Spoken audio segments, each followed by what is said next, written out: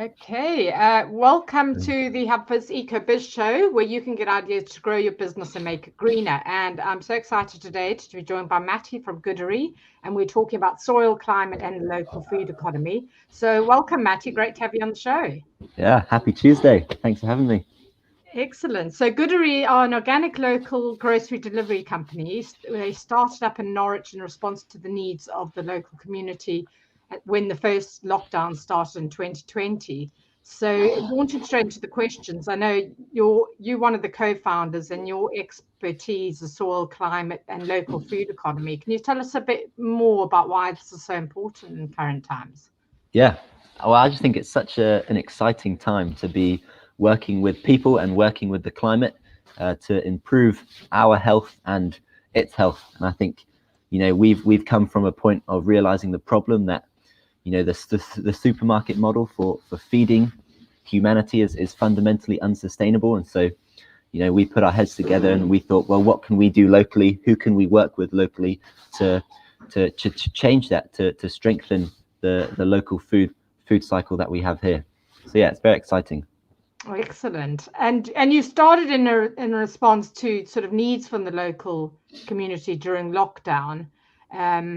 Obviously, there was people couldn't always get out and about, and so this is why you thought, well, there's an opportunity here to sort of do something good and do deliveries and that as well. What are some of the kind of successes and challenges you've faced?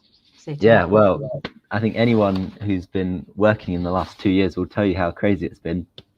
But I think there has been a lot of challenges, but I think it's been amazing. One, to be, delivering during the pandemic, during lockdown, and being able to support people. So we had a lot of older customers who were isolating, and being able to support them each week with their groceries was really cool.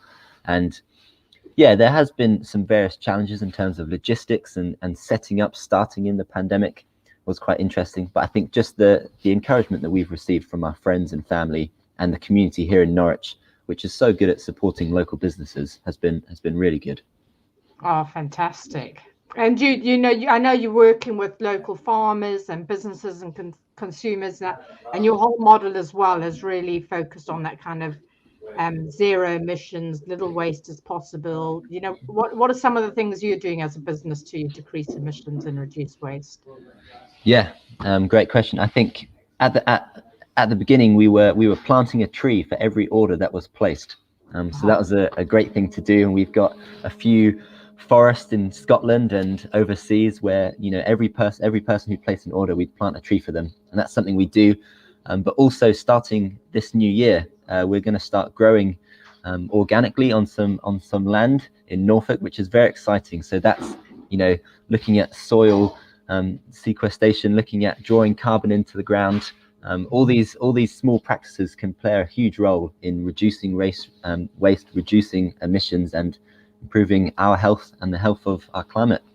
Yeah, I think the soil is such a big thing at the moment. I mean, the topic's been going on for years, but I'm hearing more and more about it in the news and that as well, isn't it? That we've only got so many years of topsoil left. And so things like what you're doing, growing organically, and even on a small scale, if you've got lots of people doing this on a small scale, it's really going to make a difference, isn't it?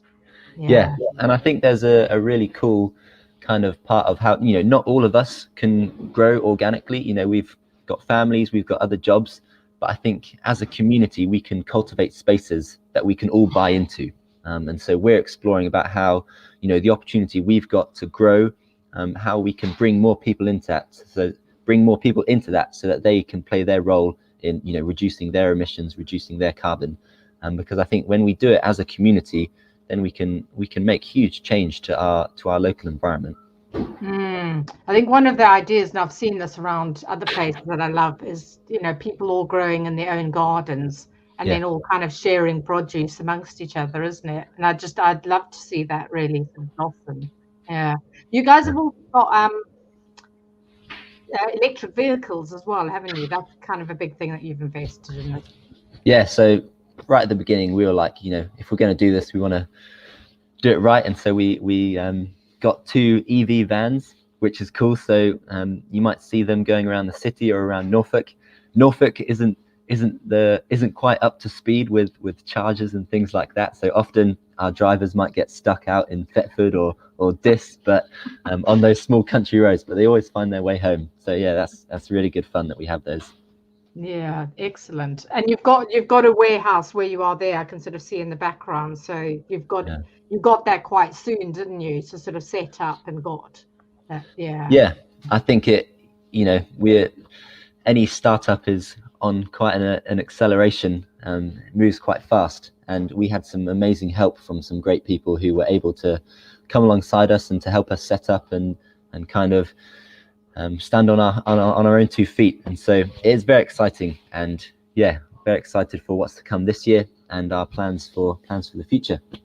Excellent. And just to sort of go a bit further on that one. I mean, did you guys do like a crowdfunder, or if someone else was in the same position you wanted to start up, did you just get help from friends and family, or did you get some sort of funding, or did you have to literally just get orders in from people in order to have the money to start up? Yeah, I think it's a combination of a lot of different things. I think there's a few grants that we were helped with, and yeah, we kind of our friends and our family helped us a huge amount in terms of raising capital to start this, and then it's just been a case of how can we we want to make this sustainable, we want to make it profitable, and what are the things that we need to do there to manage it. So it's a kind of a sum total, but I know Josh would say the same. Looking back, without the people around us cheering us on and supporting us, our friends and the community in Norwich, we wouldn't be where we are today. So it's definitely not the result of one or two who have done a lot. It's the sum collective of people working together that has led us to this point, definitely. Fantastic, brilliant. And what would you say is your top eco tip? Or do you have you probably got loads, but maybe give us a couple. We've got a bit of time, so. Yeah, well, I think I don't know, to step back, I guess, rather from specific tips, I think it's all about breaking down small behaviors. I think it can seem quite overwhelming when we look at the big picture, when we look at the big narrative that we might be hearing from the news, and it's like, well, how can I play my part in this? That's such a big thing that's out of my hands. But I think when we break it down to individual behaviors, what do I do week to week? What small habits can I change? Can I take my shampoo bottle and rather than buy a new one, can I refill it somewhere? Or, how can I reuse my plastic bag? Or, how can I reuse my groceries or my waste? It's like all these small behaviors that we all have week to week that make up part of our daily rhythms. Each of these behaviors can kind of be unpacked, and it's like, well, where can I make a change here? Or where can I make a change there? And I think for me personally, I found that a very encouraging way to do it. If I just, break down one behavior, make one small change and kind of keep adding them up, then I can look back and be like, my lifestyle's changed a lot. And actually, yeah, I can live a more eco-friendly life. I can reduce my own impact. And so, yeah, I know nothing practical in there, but I think it's helpful to break it down into small behaviors, and through small behaviors you can make a lot of change. Yeah, fantastic. Yeah, I totally agree. I think it all starts adding up, doesn't it? Once you you do one little thing at a time, it makes it much more manageable. So yeah. I know we can find you guys at goodery.co.uk. You're also on Instagram, aren't you? Goodery_UK. Yeah, Goodery on Instagram. Okay, so those are the two main places where people can find you, or you're also on Facebook or anything like that? Yeah, online or on Instagram is the main place. Anyone's welcome to always drop into our warehouse. You can find our address on our website, or if you see one of our vans going around town, or any of us wearing one of these hoodies, feel free to give us a wave. And yeah, it would be great to meet more people, definitely. Fantastic. And I know you do a food delivery service. So if people want to order a veg box each week, then they can obviously go online and they can do that there. Yeah, I mean, yeah, that's pretty much what we do. Deliver fruit and veg, organic every week. So yeah, it's all fantastic. On there. Brilliant. Good. Oh, well, thank you so much for joining me, Matti. Such a pleasure to have you on the show.